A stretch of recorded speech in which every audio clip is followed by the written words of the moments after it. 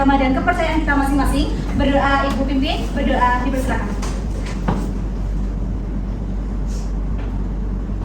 Berdoa tidak dibatasi. Untuk hari ini, apakah ada yang tidak masuk? Presensi berapa? 1. Andreiska Cinta Soleha? Iya. Keterangannya? Sakit. Dijaga ya anak-anak kesehatannya supaya kita bisa tetap masuk pembelajaran pada seperti biasanya, karena kalau misalnya kalian tidak masuk 1 hari pun nanti ketinggalan materi pembelajaran.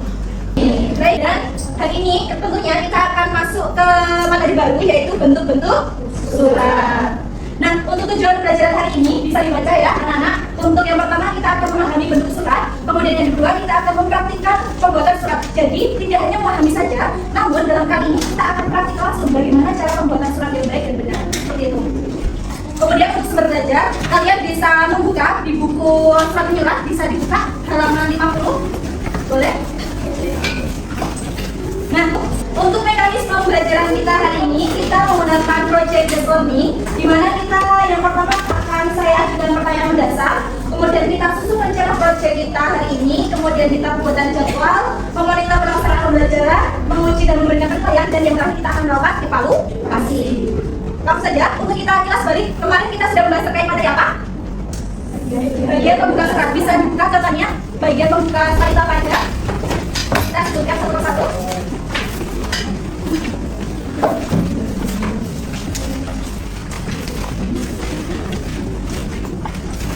Bagian pembuka surat apa aja?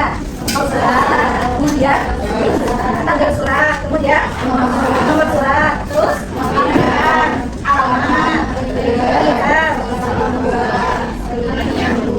nah terus untuk isi dan ke penutup. Untuk penutup ada artinya penutup, kemudian terus ya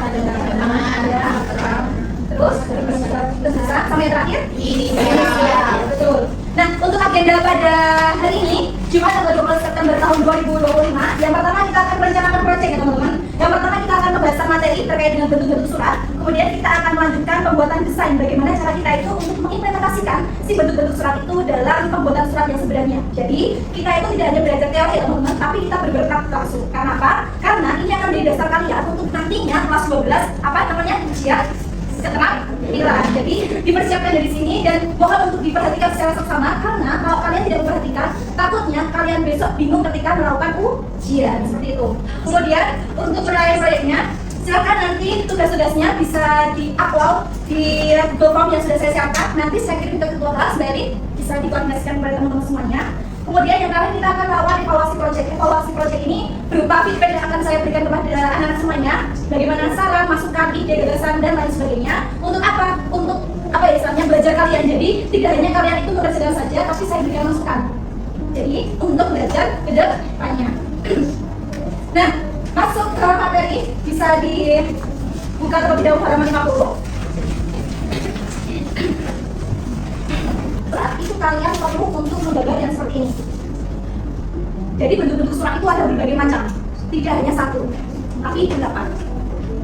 Jadi boleh nanti ketika selesai pembelajaran ini bisa difoto, kemudian dikerjakan di rumah. Karena kalau misalnya dikerjakan di sini nanti tidak cukup waktunya. Ini membutuhkan ketelitian, kerapian, dan juga kecermatan.